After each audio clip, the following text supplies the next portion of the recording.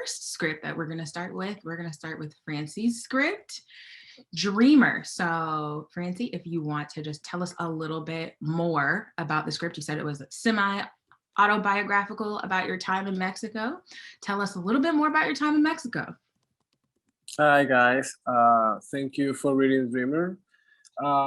Actually, I finished the script. What I'm doing is translating it to English, and it's been taking me a little while because get something that is funny in Spanish, and particularly Mexican Spanish that have a specific slang, and then translated it to English and make it funny in English. It takes a while to, work on the vocabulary. But basically, on 2018, I backpacked to Mexico from LA. And I traveled by bus all the way from Tijuana to various cities, going down into Guadalajara and then to Mexico City, and then there I lived until the rest of the year. So I lived in Mexico for a year, and I met these like very Pinterest characters, so to speak, that we became very good friends, and that inspired me already on how they would work in a multiple character, an ensemble character, humorous situation. Like I see that right away, and I started to construct in my mind how would that work. So basically, it's a fictionalized version of real people. So that's the mix of Dreamer. Oh, Francie, where are you from? Are you American, or are you from some part of Latin America? Well, how do you characterize yourself? Well, I'm mixed. So I am part Cuban, part Puerto Rican, and part German. Okay. Okay. Yeah. So diplomacy. So my father also was traveling, so I lived a part of my life in Europe and then in Puerto Rico, and from then I came to New York. So and right now I am in New York at the moment, but I am planning to continue traveling as soon as things normalize a little bit more. I can see Culebra and Vieques from my window here. What's that? I can see Culebra and Vieques from my window. Oh wow! Okay, so you're facing to the west, so they will be to your west. It will be to their east. That's cool. That's a fantastic view you have. I love the sea.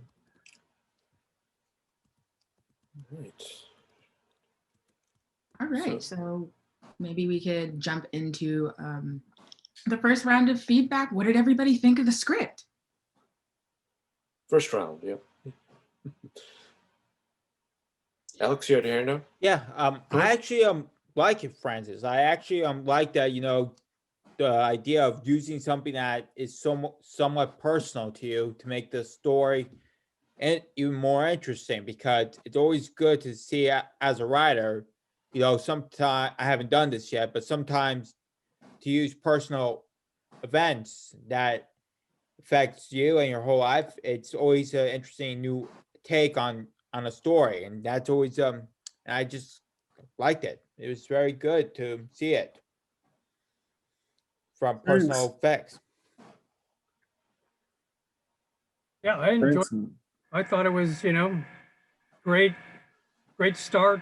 I'm not quite sure what the tone of the thing is, but it's great to see all these guys together, and they're going to be a bunch of jokers, you can tell. And something funny, maybe something tragic is going to happen. I don't know, but it's going to be good. Thanks. Yeah, I definitely agree that it. Oh, go ahead, Joseph. Go ahead. Go ahead, Karis. You can go. Okay, I'll just wrap it up really quick. I definitely agree that I enjoyed the first part of this, and I get the sense that it's gonna be really fun. I like that you have a variety of characters that all mingle together very well. Even the ones that we meet, right before a bar is closing. I really like that you also taught me a little bit of slang. Like I was reading the script and I was like, oh, well, that somebody keeps saying way, and I was like, oh, okay, maybe I could, infer that's slang there. So you talked a little bit about the translation from Spanish to English, but I like that you still kept the essence of what the language is. And if you were thinking about changing that to like boiling it down all the way to like strict English, I wouldn't. This is what makes the script special. So you did a wonderful job there. Thank you. I actually did want to keep that because first of all, there's not a literal translation for way. It's perhaps there's something similar in British English, but I thought it would have been a little bit complicated at British English when I am doing, or at least an American that I know is English American, and then trying to put English slang, it would have been it would have been complicated and I wouldn't have really added. So it's like, I think people will get that it's an expression. 100%, yeah. That's the best decision. I think people who are on the West Coast, seeing more Mexican Americans are definitely going to know the expression, not so much on the East Coast. I really like the tease and like how you brought us down the one path and then boom, we're in Act 1 and it's he wakes up and that really just it was because I didn't know where the tease was going. I really enjoyed it, and I really do like the cadence of the dialogue between the characters. I really feel like you're positioning yourself to establish all very different characters, and I really enjoyed the exchange, especially at the internet cafe between all the different friends. And I'm curious where it goes, because the end of the first act just sort of, it's a first act ending, so it's supposed to be a cliffhanger to get you to tune in for the second, but I'm curious where it's going. Thank you, Joseph. Sure. Yeah, I'll echo what everyone else has sort of said. Yeah, I mean, all the characters feel really real. They obviously you derive them from real life, so and that really does show out in the script. I would also add that your descriptions of everything are really they're good. They're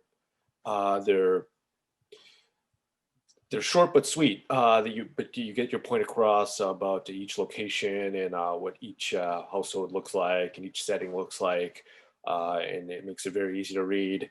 Yeah, I'm very curious going forward where you take this, because there's many possibilities from just this first act. Thanks.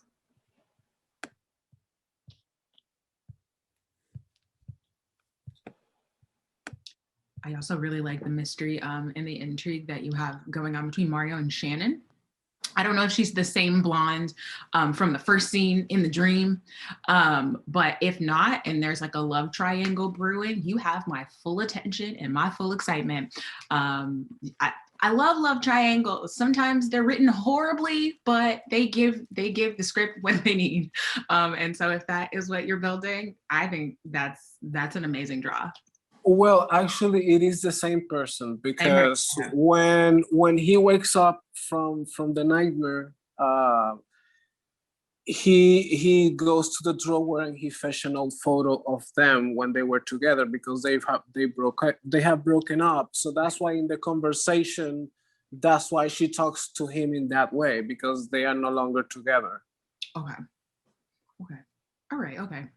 For the time being, but obviously you introduce them like that, and because she's gonna go back into his life in some way or another, obviously. All right. Okay. Well, I'll stay tuned then. I'm also curious what his gift and/or curse is in terms of his dreams. Like, I don't know if it's a gift or a curse, and I'm kind of curious where that goes as well. I mean, that's going to be it seems like that's going to be a big part of the story or his character. So. Yeah, I mean, that's what the title is, Dreamer, because that is his ability. He can dreams with what is going to happen in the future. So that is what always going to be driving the plot in every single, that's what always drives the plot in the season.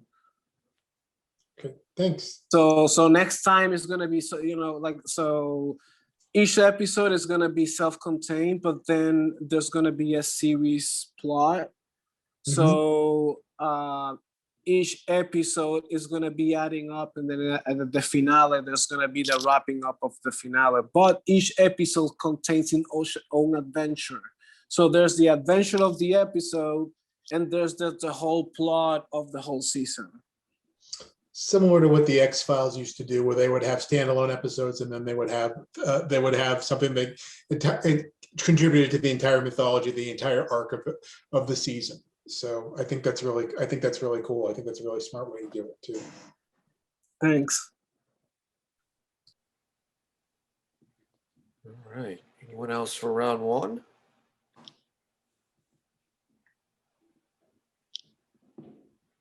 Okay. Going once, twice. Okay. So I think Karis is all set with, we can move on to round two then. Yeah. All right. We're all good. If anybody wants to take the floor, go ahead. Francie, am I pronouncing your name properly, first of all? Francie? France. It's France, just like the country. France. Yeah. Gotcha. Okay. You know, now that you mentioned the backpacking angle, I think that's a really sort of an interesting, movement into the story. That if the backpacking angle, I don't know whether we're seeing this from a Mexican point of view, or whether we're seeing it from the point of view of, say, the backpacker who's come into this culture and is meeting all these people. But the fact that you did it, and you're I'm assuming you're coming from the U.S. to Guadalajara and et cetera, before you get to Mexico City, being a Spanish speaker on top of it all is a great kind of, kung fu's almost approach to the story. It's this stranger coming into this new environment. You're the fish out of water, and of course, but on the other hand, it sounds like that Mario is really what the story is about, is more the Mario angle, Mario and his dreams. Yeah, thank you for mentioning that. When I went to Mexico, I didn't even had an idea that I was going to write about that. I mean, I already had idea of other series that I had in mind to be writing. But when I am writing about them, I am writing from an outside perspective, but from the story point of view is from Mario's point of view, because he is the hero. He's running the plot.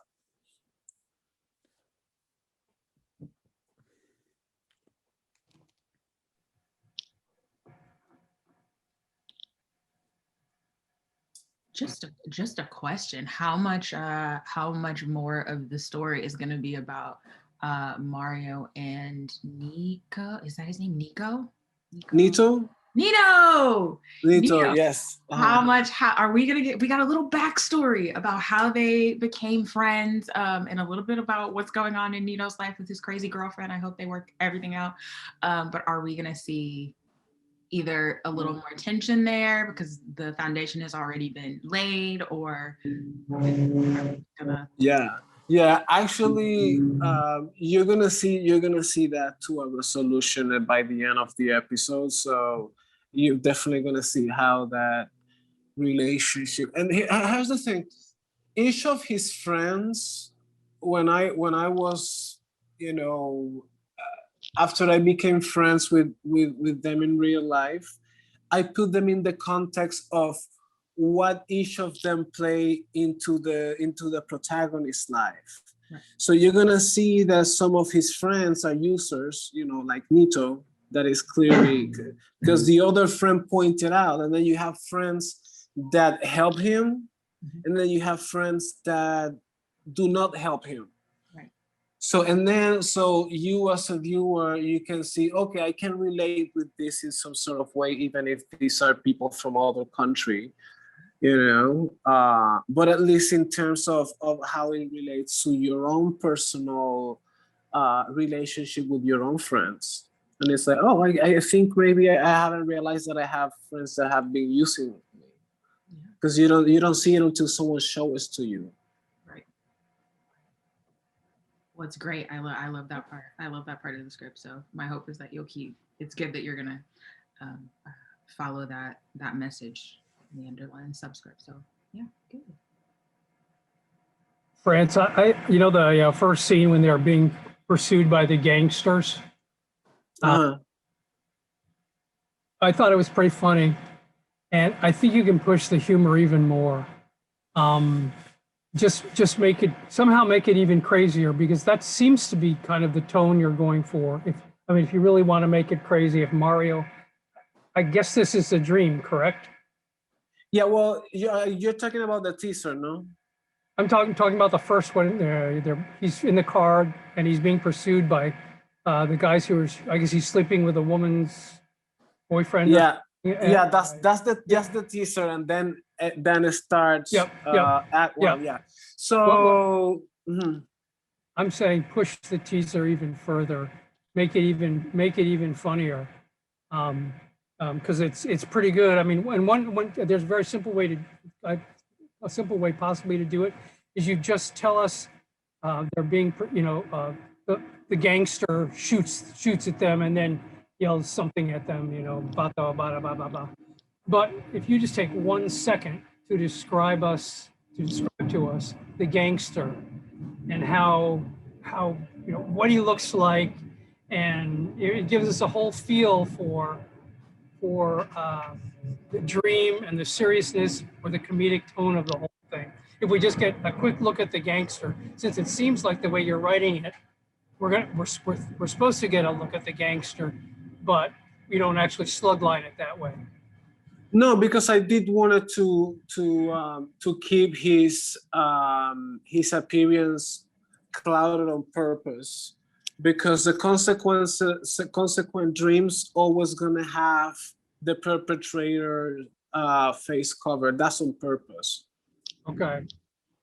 So that's the only reason that we only hear him.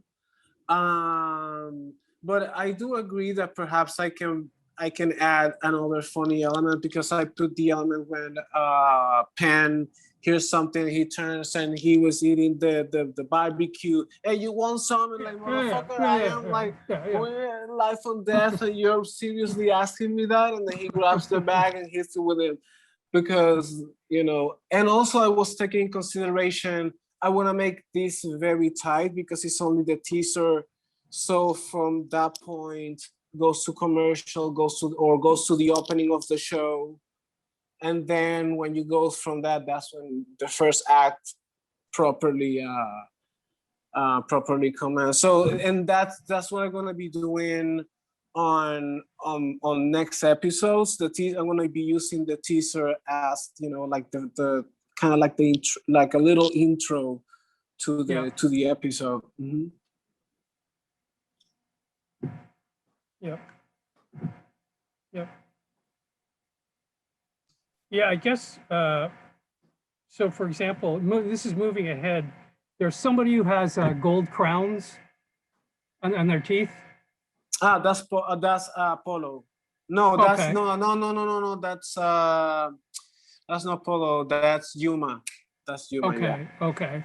So when you introduce him as a character, you might just want to at that point say that he's got gold covered teeth, gold caps. And rather than later on in the story, we suddenly you give us a sentence that tells us that we kind of know that every time this guy's smiling, we can see him right from the start. Every time we see him open his mouth, we get this gold gleam from his teeth, and you don't necessarily have to introduce that fact. It seemed like it was almost introduced like a page later.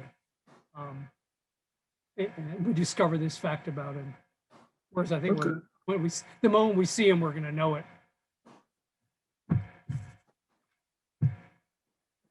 And it says something about him.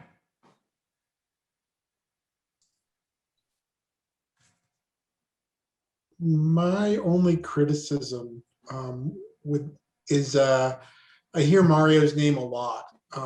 Like, I don't know, like people keep using everyone's formal name, and to introduce characters, that's one thing, but I think that in normal day conversation, in everyday conversation, I don't know if that's how, like, that's not how most of me and my friends speak. So it called attention to itself, at least with me. That's what it sent up, not a red flag, but it was like, we probably don't need to mention Mario's name so much, because since he's going to be the central character, I feel like everyone's been introduced to him at the beginning. And I don't know, that was the thing that really sort of pulled me out of the story a little bit. But that's just, Okay. might be just a personal preference on my part. But I like the dialogue. That was the only thing that I didn't particularly like. So I mean, for me, I would probably pare some of it down. Okay, thank you. Yeah, you're welcome. France, I was, you wondering if you should slow down your introduction of characters.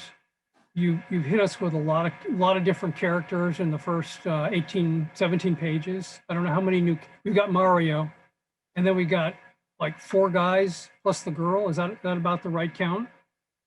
And I'm having a hard time now. I know that they're all interesting, and maybe if I'm seeing them, it's a little bit different. But I'm having a hard time differentiating.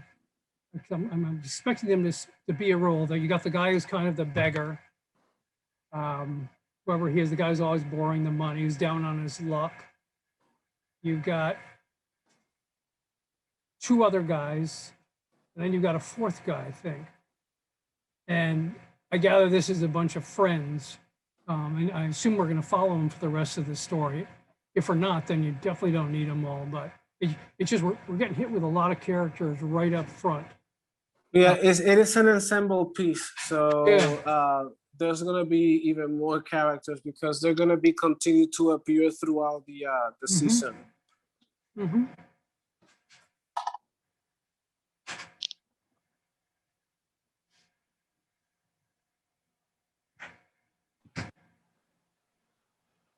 Quick question, just because the script is dealing with sort of a little bit of like a supernatural element with the being able to foresee the future. Are all of his friends real? I have to ask, like, who's real, who's not? Are all of his friends like human and here in this time? Yeah, absolutely. Yeah. Okay, cool. There's not gonna be werewolves or things supernatural like that, but there's gonna be things more in the lines of like psychic abilities and things that do happen in real life, but are, more paranormal. Okay, all right, got it. That's what I was thinking, but I just wanted to like make sure. How long are the episodes? This pilot is about 47 pages, so I would say, each episode is going to be between 47 to 49 pages, give and take. How many episodes? The first season, 12, because that will wrap up the whole storyline. Did you plan out just the first season, or did you plan further out? I made the Bible already. I have all the characters fleshed out, and I already have like a little summary of each of the episodes. So when the writers team take over, they already know pretty much what is the direction, and then they can develop out of that. Because I am not planning to be involved in the day-to-day of this particular piece because I have other projects. So I want to make sure that the pilot is well written, and so is the Bible, so that people that can take over can pretty much, take that as a template.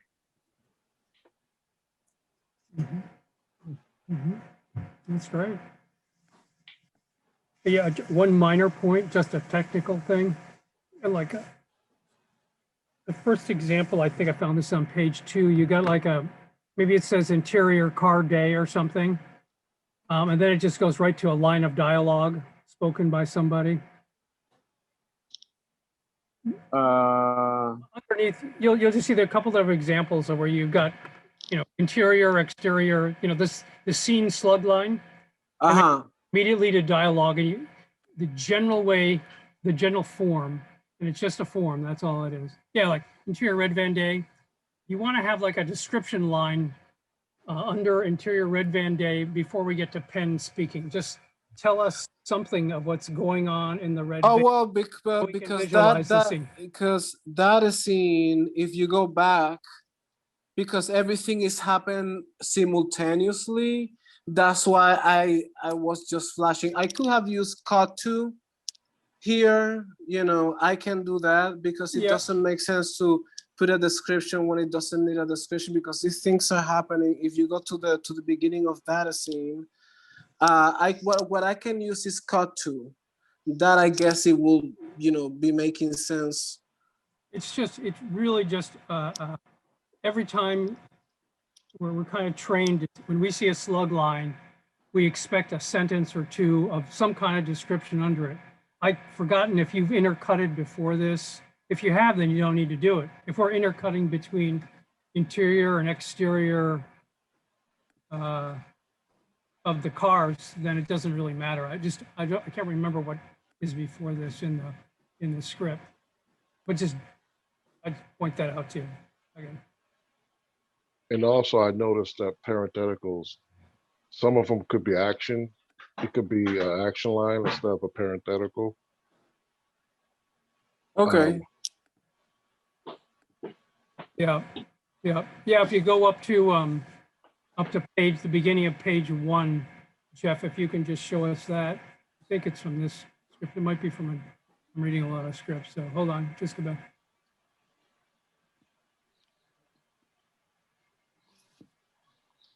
Never mind. Okay.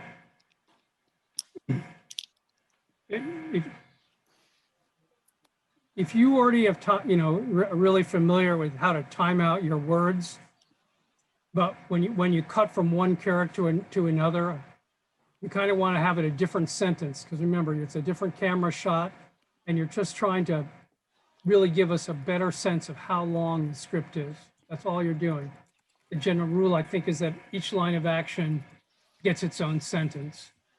Without overdoing it, all you're really trying to do is give us a sense of the pacing, show us where the shots are, move along. Also, I noticed where we just were in the parentheticals, it's just typing on the mobile. So that could have been an action line. Yeah, it could be an action line. Yeah. Parentheticals are usually not, I don't think they're usually action. It's mostly just feeling or something, isn't it? And emotion. And also, just to piggyback off of what you just said, is when it has each different shot has its own paragraph, it'll just make, your action is already dynamic as is. It will make it even more dynamic, and it will give you more of a sense of how long, because if it's an hour episode with the commercials, like 47 pages plus commercials, but if you group them together, all the different shots all in one paragraph, it doesn't represent truly what the running time would be, opposed to each shot getting its own, paragraph. It makes it a lot easier to read. Yeah, and that too. Yeah. Just wanted to make sure so Stephen was able to get on in. Just wanted to I make see sure. that. It's great. It's Fantastic. great. It's great. Several people have been having connectivity issues all of a sudden over the I past had week. it tonight too. Oh, great. Yeah. Yeah, So I couldn't get through it all Couldn't get through it all? Okay. until I got the link of the new email. Oh, interesting. Okay. So the links on the meetup didn't work for you? Not at all. Interesting. Okay. Yeah. Well, thanks for letting us know. But do you want to just give your first round notes on Francis script? Just real fast. This is the Dreamer. Dreamer, right? Exactly. Yeah. Love the opening. I liked Mario a lot. I love Pena. Good characters. I like the fact that Mario's trying to be a success and everyone's kind of pulling at him to do something or other, which I really liked. So yeah, nice job. Thank you. And yeah, we were just going right in the middle of the needs for improvement and the critiques. Just as a suggestion, on page 3 with Mrs. Roldman and Mario.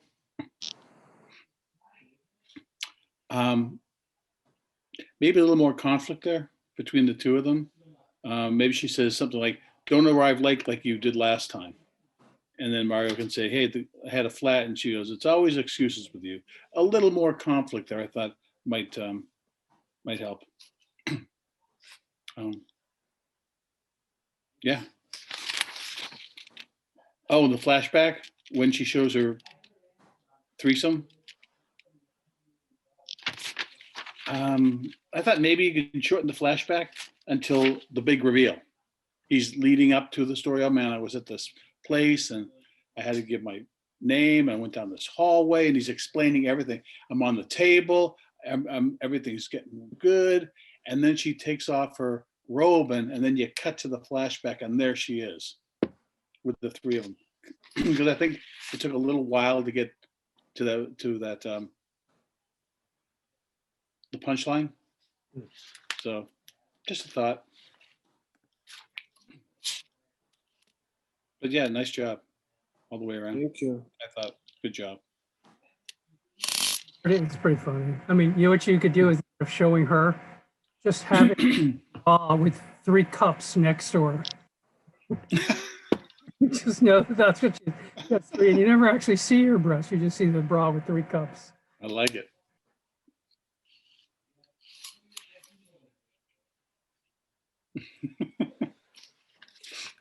Custom made.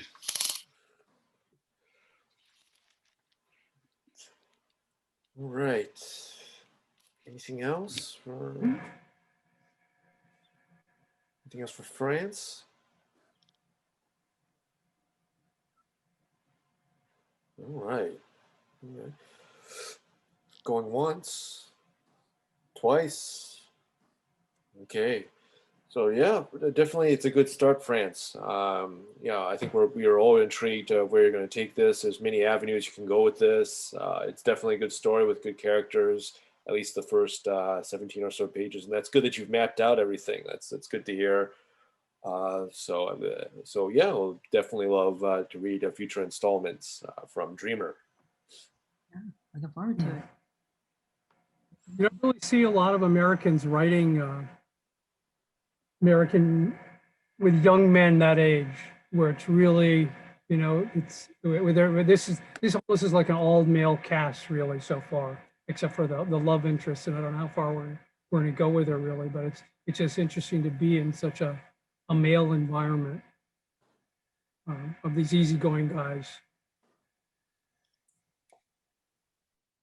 It was a complete different experience for me because I am a social person, but being able to be, befriend the boss of this, establishment, and then all of his group of friends coming in and out, and these loud personalities and these stories and fighting out in the streets. It's like reality was displaying on me something that it was even more fantastical than fiction, and it's like I most definitely need to write something about this. So so that's why the cast, because I typically go more diverse in terms of cast, but reality is that it's a guy's show. It's mostly a guy's perspective. That's fine. Yeah, sure. I like it. I mean, again, you have this perspective of the outsider, and that's the one that's sort of intriguing. Is that I know you got somebody coming in from Los Angeles, right? Aren't there some guys who come in from Los Angeles in the story? I don't have the. Isn't there somebody whose accent is from LA accent? Oh well, Polo, but he doesn't play the vision of an outsider because within the context he's been with them for a long time, so he's already part of the.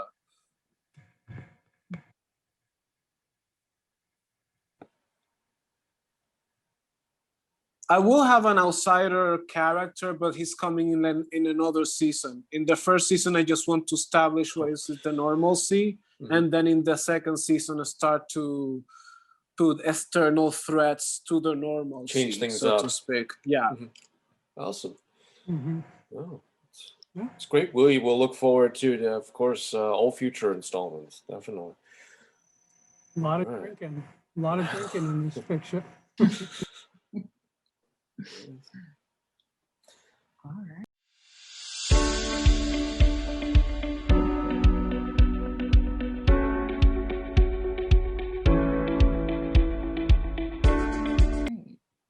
So looks like we've wrapped up the first script of the night. And if there are no more comments and praise for Dreamer, we're just gonna move right on to Rob Kramer's Jenny Goes to College. Now this is the second half of the feature. And Rob, do you want to just refresh our memory a little bit? Tell us a little bit about Jenny. Well, this is just, a person who's very scared by COVID and her family, which I think a lot of us have gone through. And this is all of it. I think most of this stuff, every one of us has felt. We're just happy to send her off to college, and now she's got to deal with it on her own. And you can't really approach the subject too directly because it's just so political and such a hot potato. So I don't think that's really the way to get into the subject.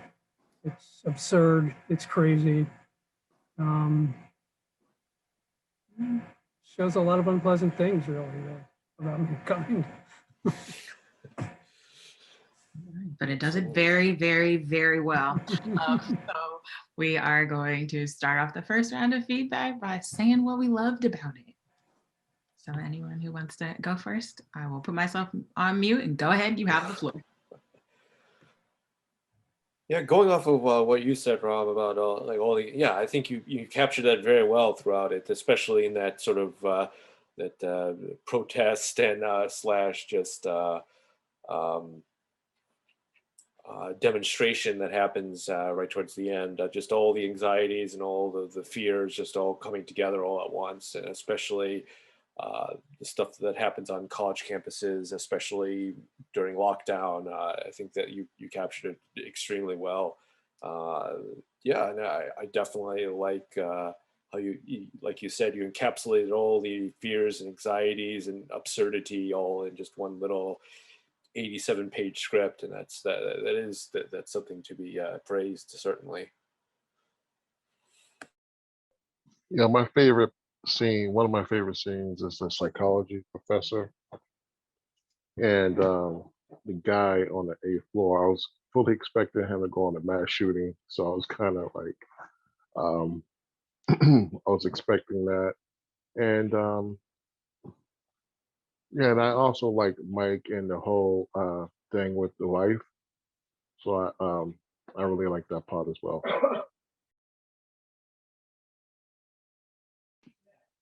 Yeah, I like the world you created a lot. I like all the craziness in there. I like how everyone's reacting a little bit differently to what's going on. I like the sense of dread that you're building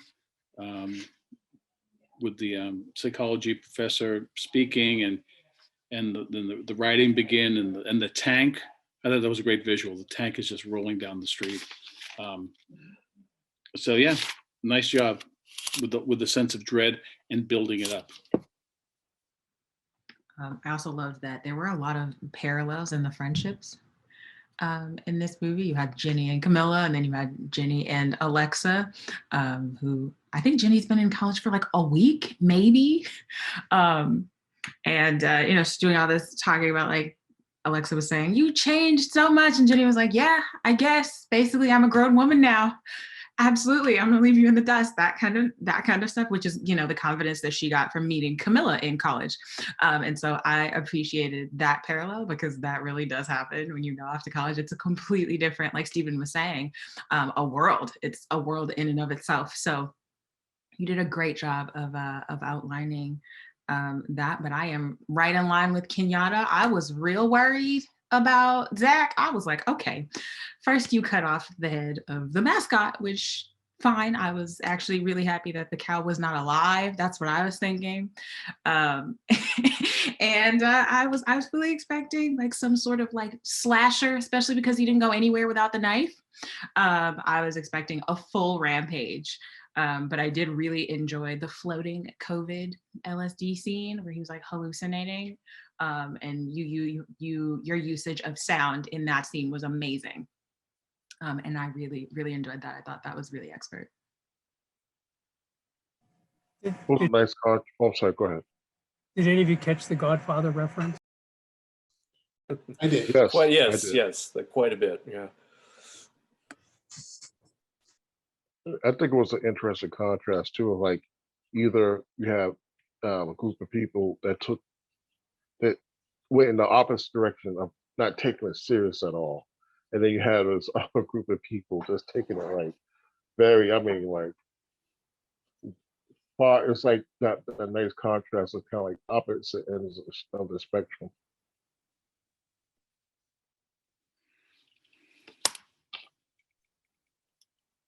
I did also want to say that I enjoyed that there seemed to be like two antagonists in this show, in this movie, not just Dean Jones, which you gotta love that guy. I mean, we hate him, but we love him. I really enjoyed the gun store clerk. I love that you continue to use him. He might be my favorite.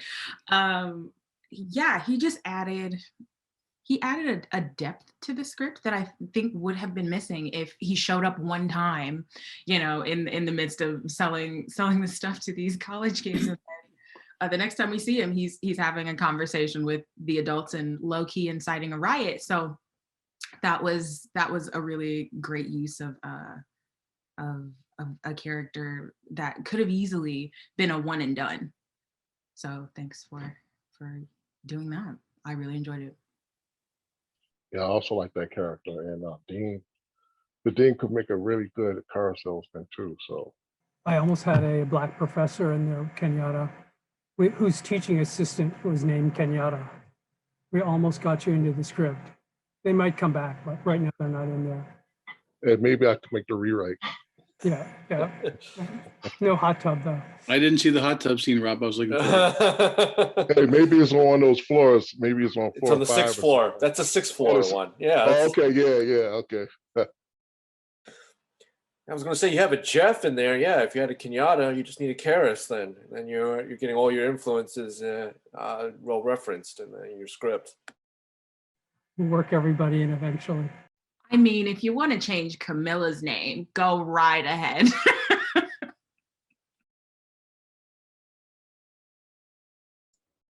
I like that. So I work in Boston, but I live in southern New Hampshire, and I really think the protesters, you did a really good job of capturing their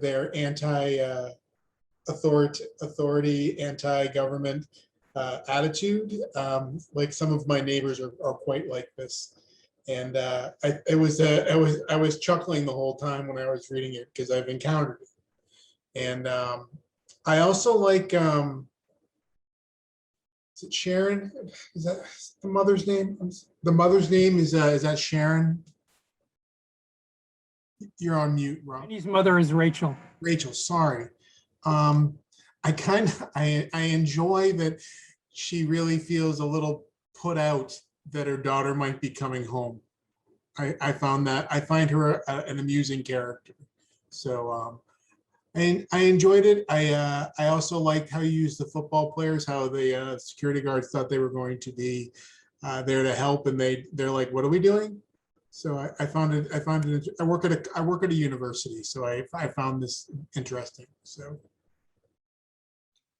Yeah, it was all fun and games until Lucy died. Like that just like threw me for a loop. I mean, we kind of had a feeling that she wasn't gonna make it, but just Mike singing over the phone for all of that time just really drove home the message of what Kenyatta was saying. Some people take this seriously, and others are not. But COVID is a thing and people do die from it.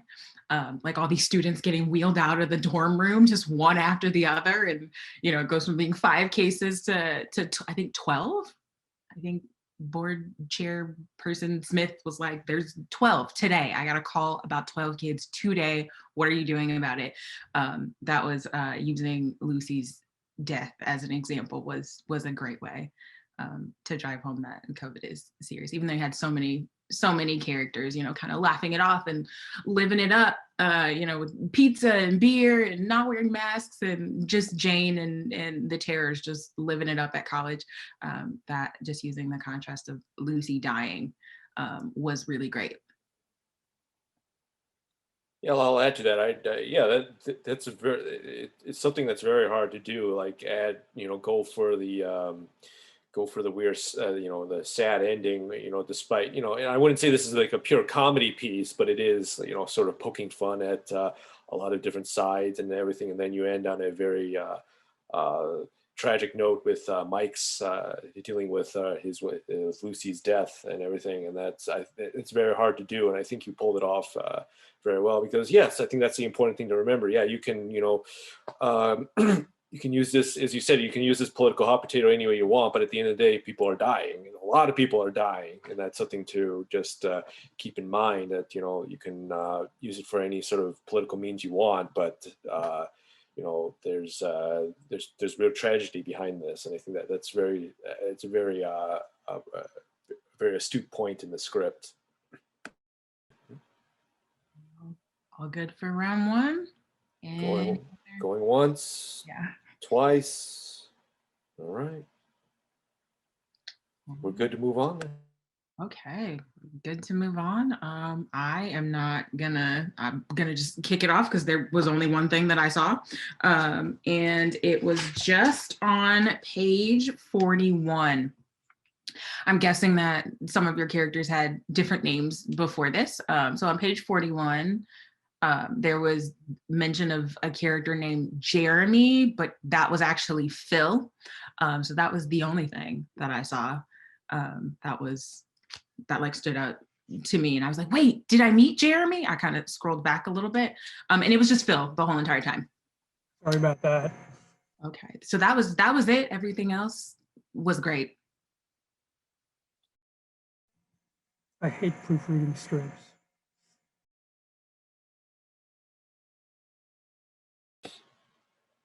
So, Ra, just a question on my end. The scene I talked about, one of my favorite, is the clash between the protesters, demonstrators, all at the campus and everything.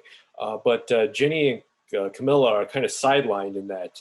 I kind of like it because it's sort of shows they're above. They're not polarized one way or the other. They're sort of just trying to make do and be friends, but at the same time, it's like the centerpiece of the work, and your 2 main characters are kind of just passive in the climax. Like, I think it mostly works, but I don't know, maybe it's just something to think about. Maybe having them have a little bit more of a presence in that sequence maybe might help out a little bit more. Great point. Great point. Yeah, I had the same issue. We lose Jenny, Zach, and Camilla for 10 pages. From page 38 to page 58, I'm sorry, 49. From 38 to 49, they're nowhere to be found. We see Art with the COVID balls, then we go to Dean and Phil, then we get Bessie gets her head chopped off, student gets sick, Mike's at the hospital. But Jenny, Zach, and Camilla are gone for 10 pages. And your title is Jenny Goes to College. So I started thinking about, this is starting to feel more like a Nashville than Jenny Goes to College. And the title I came up with, Pandemic You. I mean, I think you want some kind of a title that's going to bring in all your stories. And by the way, I counted the number of stories you have going on. And you've got 12 stories going on. There's a lot going on. You've got Jenny, Camilla, Zach, Dean and Phil, security guard, Mike and Lucy, Art, the writers, Jane and her gang, Chris, Jenny's family, Jenny and Alexa, gun store owner. I mean, you've got all these stories, which is great. And that's like Nashville, where you're not really invested in any one person. You're just kind of going through the whole flow of the movie. So that was my only concern, is that and then you lose Jenny again for 5 pages again during the psychology professor scene, which I love. But I think you may just want to rethink the title Jenny Goes to College, because she gets sidelined. So maybe just a real generic title about, college in the time of COVID or something, just so we know, okay, it's not just about Jenny now. Oh, okay, got it. This huge ensemble. Yeah. It's a huge ensemble. You've got 12 stories going. Right. I'm sorry, 14. Right. And I mean, they're all interesting and they're all good. And if that's the case, then make it like a Nashville. Let me ask you this question. If I can ask you this question, you think I think that's a really good point.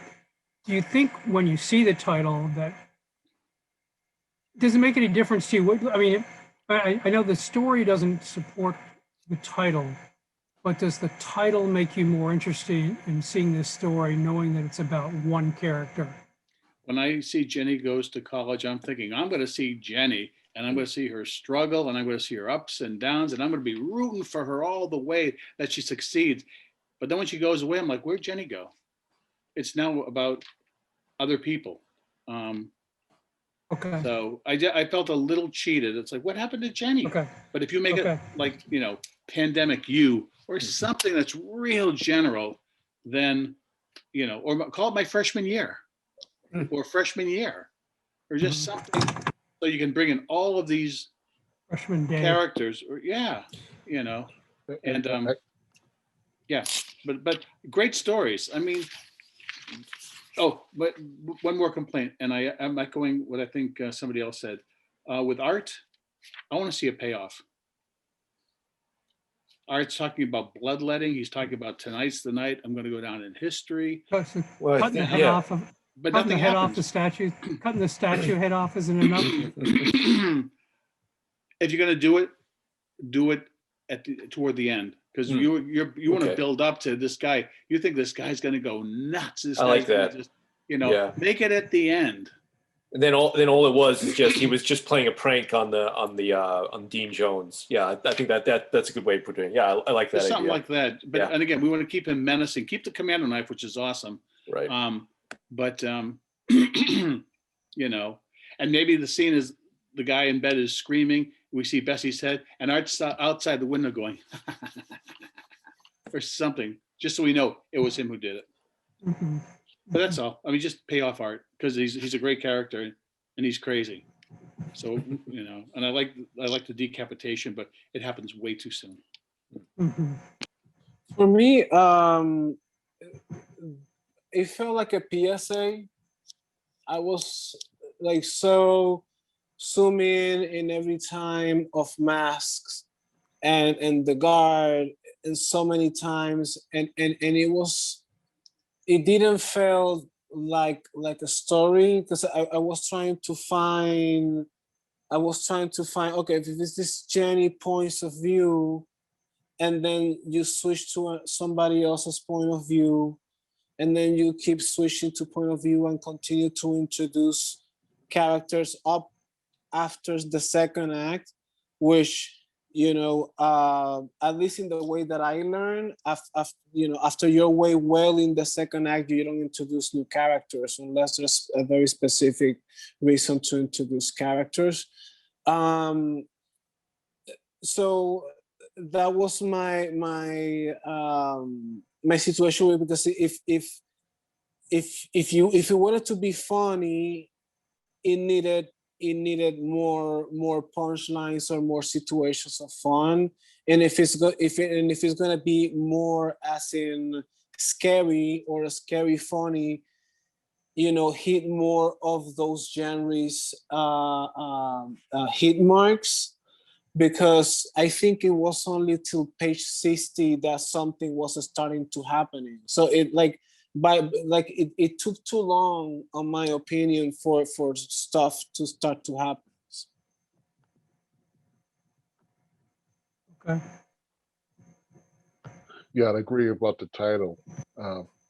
Yeah, it'll be much better for a title change if you're not gonna focus on Jenny, because people's expectations are they're gonna have a certain expectation once they see the title. But if you, like, uh, somebody said that if you said pandemic university or something like that, they're gonna be expecting more of an ensemble piece, so that expectation may Right. be different.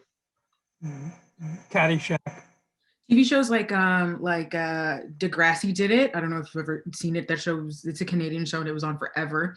But that show kind of had the storylines that followed every single kid in the school.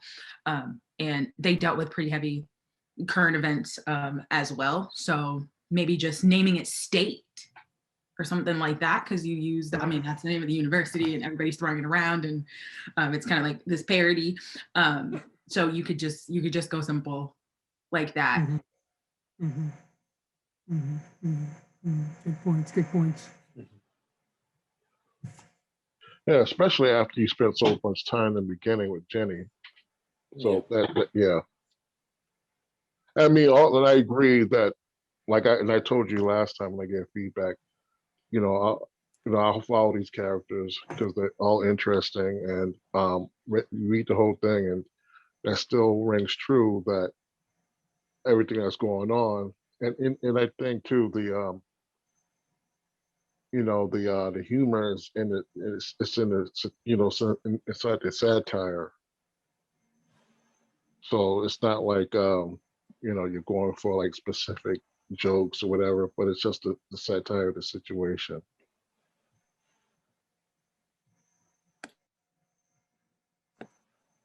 Did the psychology scene work? Did you, I mean, is it, or is it just, is that okay? What do you think of that one? That's the one I have the biggest worry about. I loved it. Don't get rid of That that. was, yeah, that was my favorite part. Like I Yeah, said, me too. Excellent. Yeah. Mhm. The idea of the the psychology professor that sort of instigates the whole like run on campus. I think that's a good that's a great scene. I say definitely keep it. I also think you should keep it. It's good to keep it in the script exactly where it is, because it's important that it happens before the protest. So I think that if you're thinking about moving anything else around, keep those two things next to each other because they just work. my question is, why were you worried about that scene specifically? I just wasn't sure if it was strong enough, if it was really, I'm trying to get everybody to, it's an argument really, it's a long-winded argument. And I just wanted to be sure that I hadn't lost anybody, whether the argument was just long-winded. No, I think it works because of her profession. Also the setting, like we already know, we're just coming off the heels of everybody doing Zoom classrooms. And we see, Camilla and Jenny just very nervous about going into this really big space contained in this auditorium. And then of all the things it could be, it's not, environmental studies, it's not economics, it's psychology. And you've got this professor that has a really strong personality. Anyway, and she's very serious about what she does. And so she walks around with a tablet and she's like in and out of the aisles. So she has a presence that lends itself to her dialogue style, which is a lot of words, because there's some question marks that go in there. There are some pauses. She's gonna make you be introspective. She's gonna like push a few people's buttons. That's psychology. She told you that in the first two or three lines that she's in there. So she's a balanced character. She's a really strong character. She's a little bit different than Rachel and who else? I think that's it. She's different than Rachel. She's different than Lucy. I think those are the people in her age bracket. So she's a very strong character. Don't worry about that scene at all. It carries itself. Mm-hmm. Mm-hmm. Mm-hmm. Do you think at the end that we have to see when Jenny comes back home and the garage door goes up and that's where she's going to be staying for a while? Do you think we need to have more from the parents, or do we just we talk about the parents and we move on? We All got you enough. need- We got enough from the parents, I think. Yeah. Yeah, all you need is a door, go open, she sees her room and her mother says, "Welcome home, Jenny. Mhm. We're so glad to have you back." And Or she maybe- has like, and she maybe- has like the face maybe her shield little on. sister, maybe her little sister says that. Right, and they all have like face shields on, or or masks or Yeah. something. Yeah. Yeah. If the little sister says it, I don't think she should be in the scene. I think we should like hear off screen because she already said, I'm in Jenny's room. I'm not leaving. So she'll like, open the door and like scream down the stairs or something. Mhm. Okay. Okay.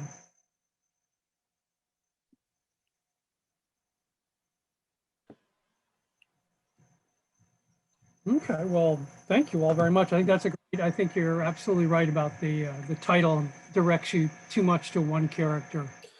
And it's Well, it's yeah, go ahead. COVID you, Right. what it is. Or higher learning with COVID or something like that. Yeah, just well, it's not even just the title. It's also the first 30 or 40 pages or so that really concentrates on Jenny, and Kamala comes in afterwards, and then you sort of branch off into other things, and that's fine. But it's just you need to. I think that transition from it being one story with Jenny, then Kamala, and then the other, then her group of friends, and then it just expands out to the whole rest of the campus. It just needs to be smoothed over just a little bit more. Mhm. Mhm. So do you think at this point, I changed the title,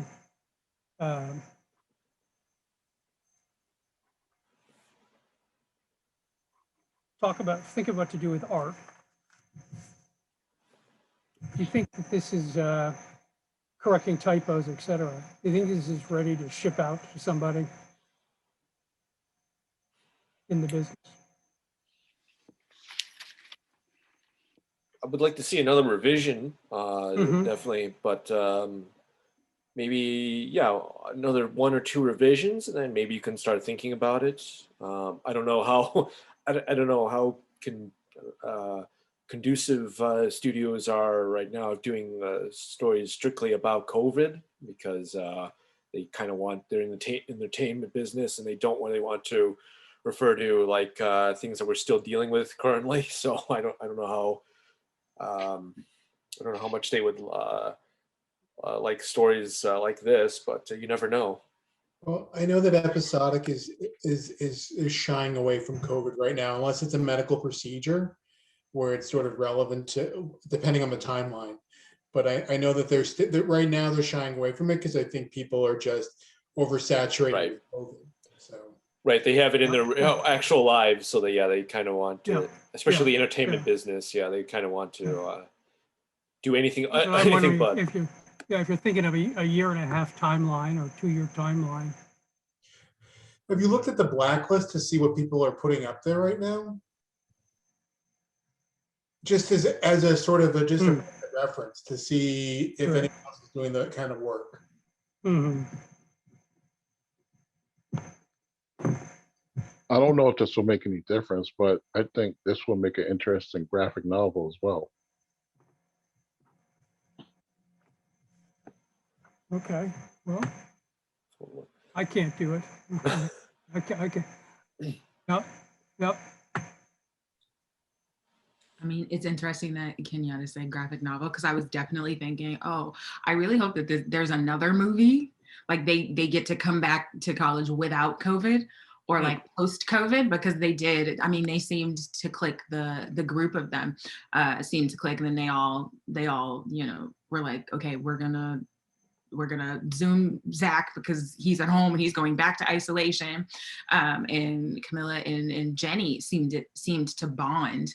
And I don't think that they're done telling the stories. I mean, they're freshmen and they were only there for 7 days. No, they're only there for one day. Oh, one day. Okay. One day. It's one night. There, Yeah. there you go. There's a lot more story to tell. Yeah. It's just this is a souffle. It just all happens in one day. Wow. I love it. It's giving me oh my gosh, what's the name of that movie? Party or like Party of Party of Five. Not Party of Five. No. There's a movie about Project X. That's what it's called. There's a movie about this teenage guy, and he's graduating high school. It's his last day, and he has been a nerd this entire time. He wants to throw the biggest, best, craziest party ever, and it's kind of a mashup between the Hangover, all the Hangover movies, and every high school parody TV show you could ever think of. It's crazy, it's wild, it's parody, it's satire, it's everything thrown into one movie, and it works, but it's all 24 hours. And I think that is what your movie has the tone and the makings of as well. So if you want to watch Project X, I think you'd like it and see a little of the dynamics on screen. Okay.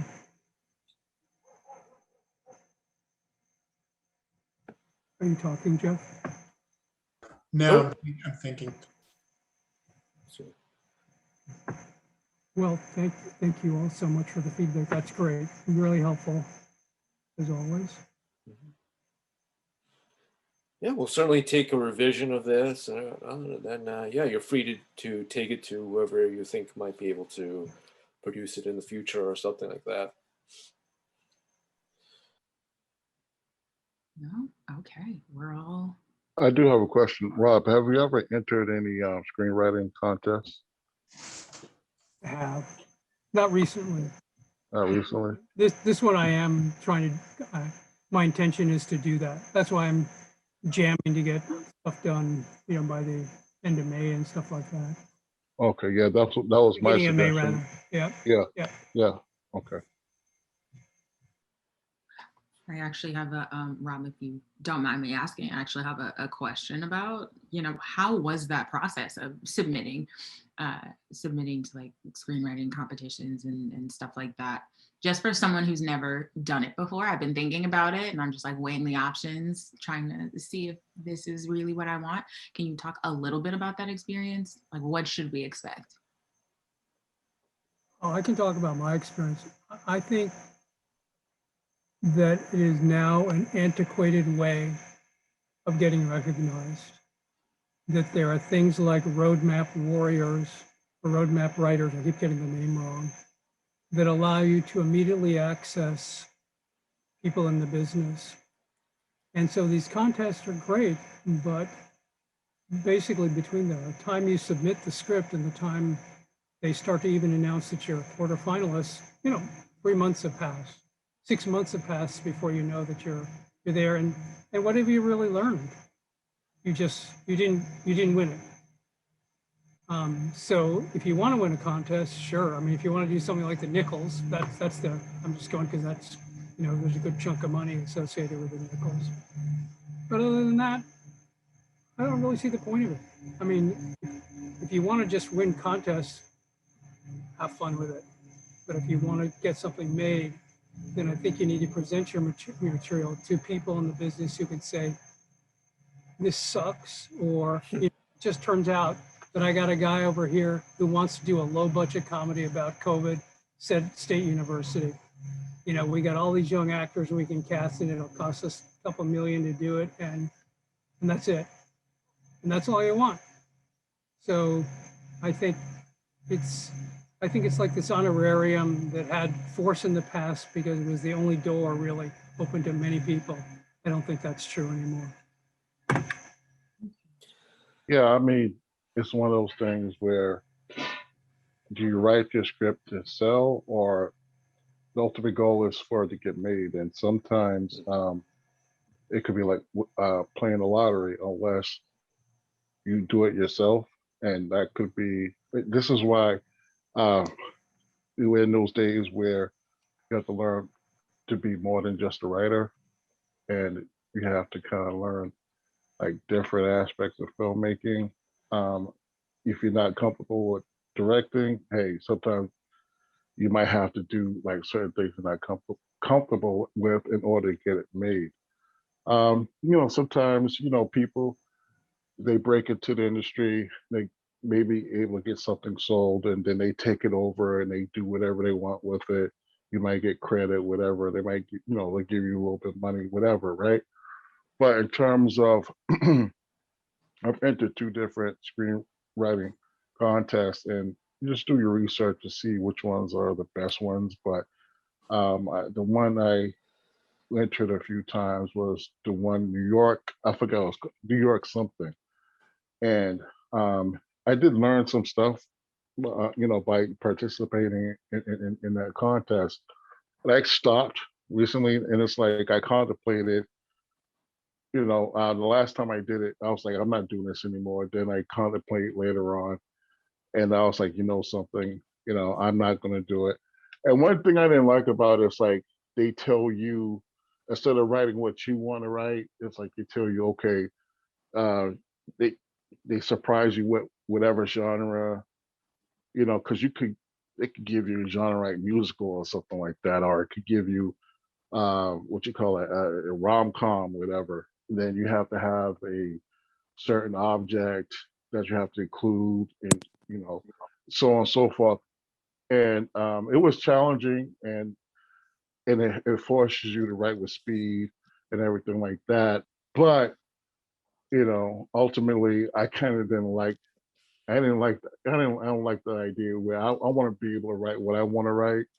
So that's mainly why um, I contemplated and ultimately decided not to, because it's going on right now, and I was like, nah, I don't want that kind of you know um restrictions. Waiting for the last minute to get all these things, the parameters I have to follow.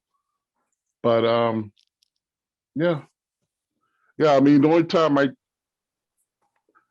I'll probably consider entering if I had opportunity to, let's say they're giving $10,000 towards making it or something like that. If I submit a script in one, and that's the only thing I could see myself entering, or yeah, something like that. So Yeah. Thank you. I was thinking the same thing. It's thank you to you and Rob for saying that. You kind of just like confirmed what I was thinking. I was kind of a little reticent to even bring it up because I know that a lot of people in a lot of different Facebook groups that I'm in, they're all for the incubator programs and which are great in the contest, and I kind of just, it wasn't sitting well with me for the reasons that you guys outlined. So I'm just really happy that I'm not crazy. I was like, I know I'm new, but this just doesn't seem like enough payoff and enough. There are different. Okay. it also depends on what you're writing too. Sometimes your writing needs a certain, like, you don't know who these judges are. I mean, I guess they tell you, oh, certain screenwriting contests, they say, oh, this judge, they produced all these movies, blah, blah, blah. Then there's other ones, like the ones I entered. I have no idea who these judges are. And sometimes I got the feeling like based on some of the feedback, it's not like we give feedback and you can ask questions back, or you can point out certain things. You get what I'm saying? Like today, like if we had a question to France, right? About like some of the slang, if we didn't understand, we can ask. But you don't have that freedom with these screenwriting contests. And I just have a feeling like sometimes people won't get it, like depending on if your screenplay is kind of like has certain specific cultural elements to it. Right. You know what I'm saying? So you get what I'm getting at, right? So if they don't get it, it's like they're gonna judge it over something they really don't get. So sometimes like these forums, or if you go out and who, hey, come, can you look at my script? You know who you're giving it to, and that they will get what you're getting at. Right. Yep. Okay. That makes complete and total sense. Yeah, I'm basically just trying to figure out what to do with my script, whether or not I wanted to like submit it somewhere, because the pilot is almost done. I wanted to know whether or not I should take a stab at trying to make it a proof of concept and just shoot a portion of it myself, which I think that's what I'm leaning a little bit more toward, especially after hearing your thoughts tonight about, you know, screenwriting contests and stuff. So I think my energy is much more effective than the other. I think if you're planning to do that, it would be good to practice a pitch, like have your log line and have your one paragraph synopsis, you know, without including the end, but at least enough to pique the interest so they can ask you for the screenplay. Perfect. And I'm not saying like totally don't do it, but if you do decide to do it, to like research. Research what the best ones are, because not all of them, you know, not everything's great equal. Some of them are trash, so just be mindful. And you know, when you do your research, it could tell you how much it costs. Not only just how much it costs, but you know how much feedback you'll get and this, that, and other thing. So just do your research. So I'm not saying don't totally not do it. All right, I will definitely do that. Thank you. And also film festivals. I know Sundance, they offer sort of an incubator program for script and scripting and storytelling and everything. So some film festivals, it's not, they'll sometimes take a treatment or a description of your work, and then they'll offer to sort of put it in a workshop it with their teams and everything in order to get it to like the best presentable version of it. I know that Austin does that. I know Austin does that too. Yeah. That and I think the Nantucket Film Festival is focused on writers. They may have that as well. Nice. Okay. Yeah. So yeah, as you said, some film festivals, they do provide that sort of incubator program for scripts too, if you want to go that route. Are you guys talking about feedback you get from the script contest? No. This is like some film festivals like Sundance, other South by Southwest. They offer sort of workshopping for a script idea, for writers that presents like a treatment or a story outline for their scripts, and then they can go and workshop it with their team and everything in order to get into a very presentable like sort of format. I mean, the thing about it is even the Nichols, which is supposedly is the most prestigious of all of these things, what's their track record in terms of getting a movie made and getting an interesting movie made?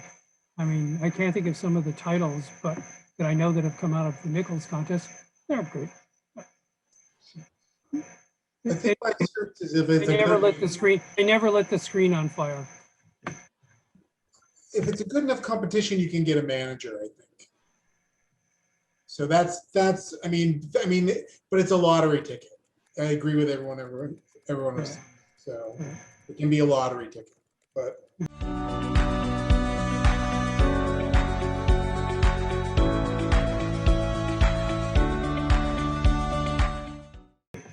A little bit of time. I don't know if do people have script pitch ideas or anything that they want to get a little bit of feedback on from the rest of us here. We're waiting for you, Jeff, to throw us something. You're waiting on me, okay? Yeah, exactly. You know, you can't just be the moderator. Yeah, I mean, we could hold you accountable. So your last submission, how many pages was like 10 pages? Yeah, it was like the first 10 pages. All right, so next meeting we expect 11. 20 more pages. The first act. 10, yeah. 10 and a half. 10 and a half. There you go. 10 and a half. Yeah. Oh, okay, I could do that. We'll take 10 and a half. 10 and a half. Okay. Yeah. All right. We'll take 10. Okay, I'll give you 10 and a half. Okay. So I'll get you the first act. Yeah, I'll get you Yeah. the first act. Yeah, I'm working on it. Did I hear anything from Karis? Did she say something? Karis? No, I didn't. No, I'm still working on the notes from last time. I do have series Bible questions. I don't know if this is a pitch, but Go right ahead, Ed. Yeah. So I'm running into like just things that I'm noticing in between making the Bible and then getting help with the pitch deck. What's everybody's take on how long a series Bible should be? I see that they vary depending on the genre and the style and the tone. But if you're sharing a Bible with someone who is like helping you to make a pitch deck, how much of that language should be exact in the pitch deck? Like, it shouldn't change at all? Should it be the same? Is the series Bible like an outline? What thoughts? I mean, Absolutely no you can answer. be as detailed or as as all encompassing as you want with your series Bible. It just really does depend on how much you've outlined in terms of a whole series run.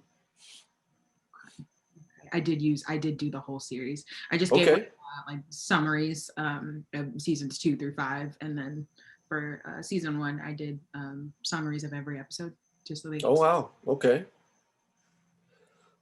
So if you think that helps, yeah, by all means, share it with whoever wants to help you out there. So is that the kind of information that only, I guess my question is, what translates from the series Bible to the pitch deck? Am I gonna do like seasons from now on in both the Bible and the deck, or just? Well, if you're pitching something, then it has to just be like almost like just a pilot episode. You have to knock it out of the park with just that with the first episode, because if no one wants to make that, they're not going to make the rest of. They're not going to make 3 more seasons of it. So you have to nail it on the first episode. Okay, perfect. That helps. Thank you. Karis, I'm sure there's stuff online that's helpful. I personally don't have any answer for you. Yeah, there's so much, and it just Yeah. really comes down to I do recall that I don't know why I can never Roadmap Warriors. Roadmap writers. Mm-hmm. Roadmap writers had a seminar on pitch decks. Yeah, they do it like every Friday. I've been going to like pitch meetings and pitch workshops for Okay. a few months. Okay, then great. Then you're in as good a hands as with them as you probably can be. Okay, all right. Okay, it's good to know that I'm on the right track. Yeah. Another place to read that might be free is, I know that Masterclass offer just the classes, but they've got a lot of documentation now and a lot of interviews. And I know that they have a lot of showrunners running classes on there. So there might be Q&A in there that you may be able to glean some information from as well. Like I know Shonda Rhimes is on there, and, Yep. and there's a few other showrunners on there. Yep. Okay. If that helps. It definitely does. I actually took the Shonda Rhimes class. Aaron Sorkin class is the one that I actually want to take. I have that one right now. So I'm How are you liking it? Are you? He's interesting because he's very awkward and uncomfortable. Yeah. Yeah. But it's stuff I know presented in a different way. Okay. All right. We can talk about that at some point if you want, once I finish it. Yes, perfect. Keep me updated. I definitely would love. I will. Cool. Well, enough about me. Somebody else, please say something. I just, to all the people that does TV writing, that's something I haven't tried yet. But this might be a stupid question. How do you come to a decision on like how many episodes, how long, like just some TV stuff that's 30 minutes, some are hour long. How do you come to that decision? I think most, go ahead, Karis. No, go ahead. I think most 30 minutes, as far as I can tell, are a comedy of some sort. Not always the case, but that generally seems to be the format for 30-minute episodic. And then more mashups seem to be long, or dramas or mashups or whatever seem to be longer. They seem to be 44 minutes. I don't know if they're 44 or 42 now, but for television. But I think it depends on what you think the story is going to be. like, and how much information, like how you want to tell the story, if they're short stories or not short stories, but if comedy seems to be shorter because it's harder. I think it's harder to go long. I think it's harder to go an hour with Yeah. comedy. That's why I think they're shorter. Yeah, Joseph is right. 30-minute contained episodes on television. I have seen a lot of web series that are dramatic in 30 minutes and they work. But that's kind of rare for television. So I think that I'm just gonna piggyback and say yes to everything Joseph said. It definitely depends on the story. Now, I do have a really weird process of trying to figure out how long the story needs to be, and I watch a lot of TV shows that I think I like, and I watch them differently, and break it down and see how they end episodes and end seasons, and I write down what I like, and then I have a completely different list of stuff that I hate, stuff that I will never do, stuff that I like, cardinal rules that I will not, I will never ever do if I write an episode, and I have actually written some of those into my pilot episode, which is why I'm editing.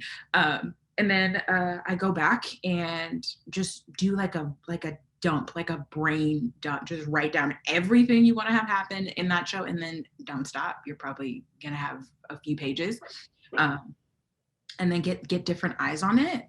I would get other people to read it, talk through it with other people, and tell them your original thoughts, because I wanted to make my show 30 minutes.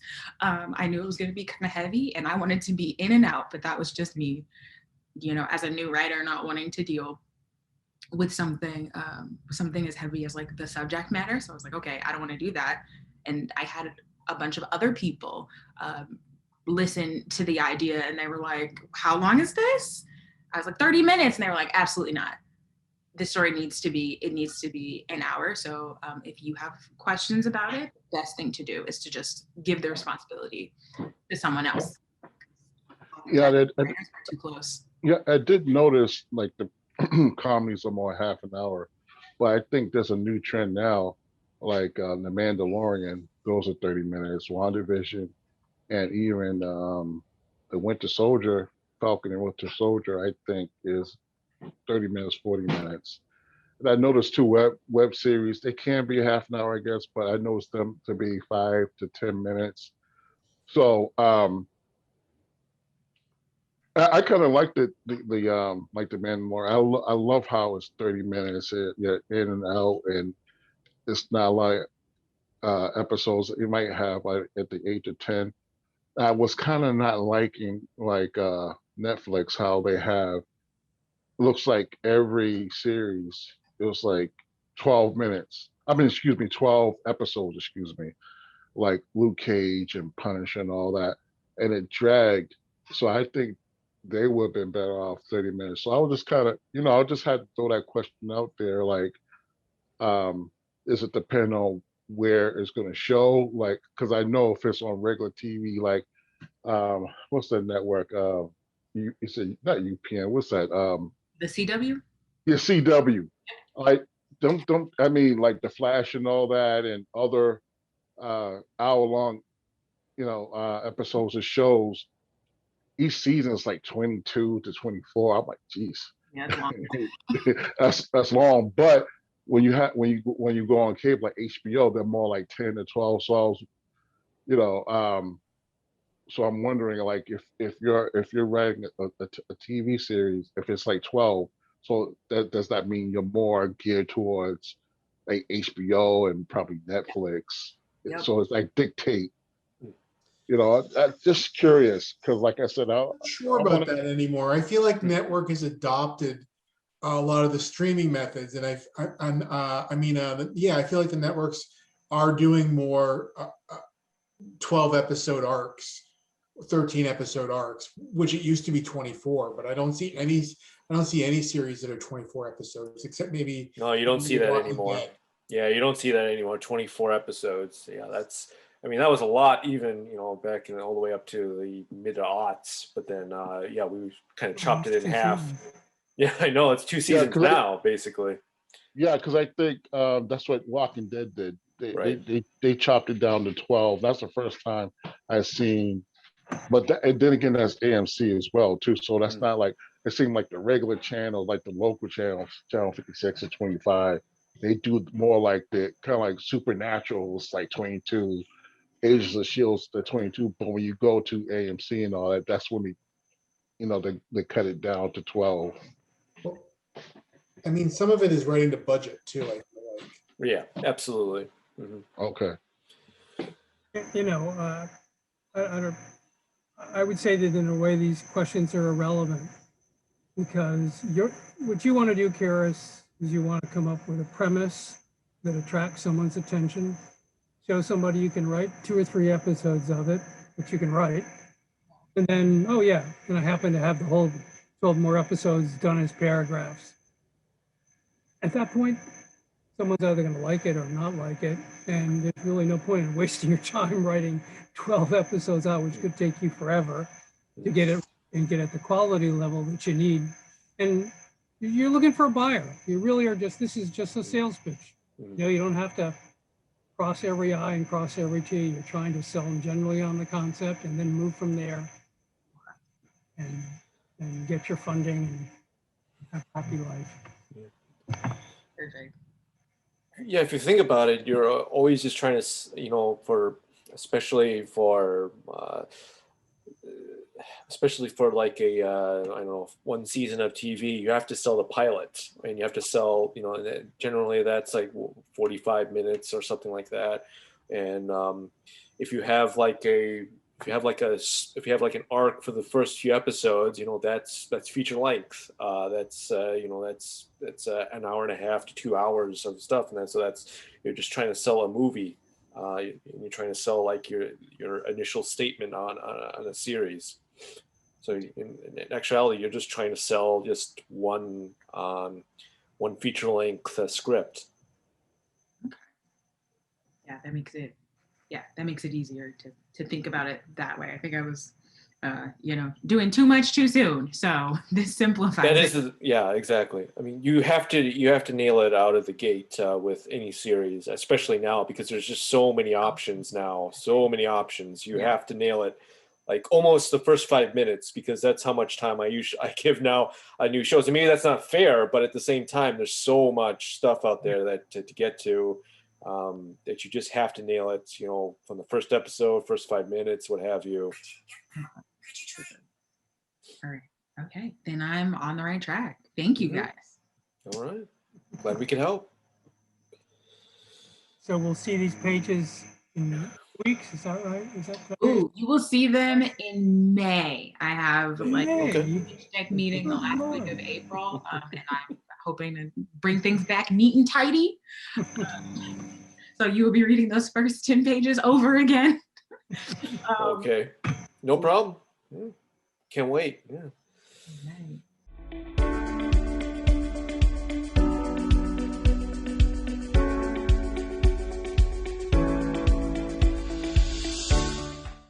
I know we're wrapping up. I have a weird question, and I can wait for 2 weeks to ask if I don't know. Go ahead. Go ahead, Joseph. Jesus, go ahead. Well, so the question is, I'm writing this folk horror tale, but it's Native American mythology, and like, how do people feel about a middle-aged white guy writing for authenticity? Like, how do you approach that? Like, We've gone through this, a few times. Again, I mean, sensibilities are going to be sensibilities. You're going to run into that, but always do your research. Like hire consultants, ask around, go to the library. I'm sure the local library has some resources on that, but always do your research, especially when it's a community culture or just another group that you're not familiar of. Just always do your research. Don't just rely on like what has been portrayed previously or anything like that. Always do your research and on the subject. okay, I'm definitely doing that. Good. So Okay. Yeah. I'm reading a lot, and there are some good. That was my next step, is to reach out to communities to see, or advocates for communities. I would think to at least start there. Yeah. Right. And table reads are great. So I would just, write something and then bring it to the people who, that's your audience, and maybe you're telling majority their story. Just bring it to them, have them read it, and then give you notes on it, because they have insight that, we wouldn't if it's not our culture and not our daily way of life or our belief system or what have you. So just take it directly to your audience. That is my only suggestion. Okay, that's really helpful, because I also don't want to just co-opt this thing because I think it's a good idea. Do you know what I mean? I'd like feedback that is not from me. Yeah. No, that's what this group is here for, in order to generate some helpful feedback for you. But yeah, again, you shouldn't limit yourself as a writer, but at the same time, do your research, do the due diligence on asking around, going to well-regarded references and all that. Make sure that you've done the work in order to make sure that it's believable, or it's respectful to a certain culture or a certain community. Yeah, that's my concern. So. Right. Yeah. That was helpful. Thank you. Mm-hmm. If anyone else has any feedback, great too. But. All right. Thanks for bringing the question. Thanks for not waiting 2 weeks. Anybody else? Unless anybody else has anything else, I think we're all set we'll see you in 2 weeks or next Saturday or 2 weeks Saturday. Yeah. Yep. All right. See you then. Great time. Take care, everyone.